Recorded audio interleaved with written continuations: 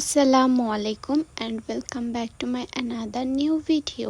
তো আজকে আমি আপনাদের মাঝে নিয়ে এসেছি আরও একটি মেয়োনিজ বানানোর রেসিপি। এর আগে আমি যে রেসিপিটা আপনাদের সাথে শেয়ার করেছি সেটা ছিল হচ্ছে কাঁচা ডিম দিয়ে মেয়োনিজ বানানোর রেসিপি। তো আজকে আমি বানাবো হচ্ছে সেদ্ধ ডিম দিয়ে কিভাবে মেয়োনিজ বানানো যায় পারফেক্টলি। অনেকেই আছে যারা কাঁচা ডিমের মেয়োনিজ খেতে একটু খুঁতখুঁত করে, অথবা অনেকেরই আছে যারা কাঁচা ডিমের মেয়োনিজ শুনে আর খেতে চায় না। তো তাদের জন্য আজকে আমার এই ভিডিওটা। তো ফার্স্টেই আমি এখানে দুটো ডিম ভালো করে সেদ্ধ করে একটি ব্লেন্ডারে নিয়ে তার মধ্যে দিয়ে দিয়েছি কিছু গোলমরিচ। তারপর এর মধ্যে আমি একে একে অ্যাড করে দিব রসুন কুচি।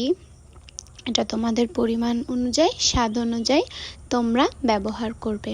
তারপর আমি এর মধ্যে অ্যাড করব 2 চামচ সমান ভিনেগার। ভিনেগারের পরিমাণটা খেয়াল রাখতে হবে। অ্যাকচুয়ালি ক্যামেরাটা ধরা ছিল আমার ভাইয়ের হাতে, সেই জন্য একটু উল্টাপাল্টা হয়েছে, তো নেভার মাইন্ড।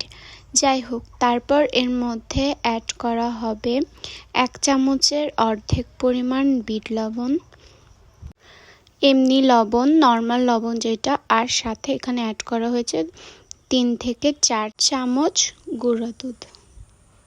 তারপর এখানে একটার অর্ধেক সমান লেবু নিয়ে লেবুটাকে চিপড়ে ভালো করে লেবুর রসটাকে এর ভিতরে দিয়ে দিতে হবে। তারপর এর মধ্যে অ্যাড করা হয়েছে 1 চামচ পরিমাণ চিনি।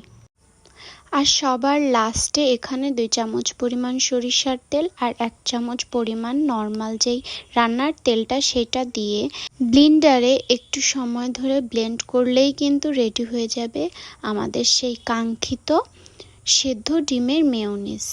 আপনারা অবশ্যই বাড়িতে একবার হলেও ট্রাই করে দেখতে পারেন, খেতে কিন্তু অনেক বেশি মজা। আর যারা পার্সোনালি কাঁচা ডিমের মেয়োনিজটা পছন্দ করেন না, তারা তো অবশ্যই ট্রাই করে দেখবেন। আশা করি আমার আজকের ভিডিওটি আপনাদের সবার ভালো লাগবে। তো ভালো থাকবেন, সুস্থ থাকবেন, আল্লাহ হাফেজ।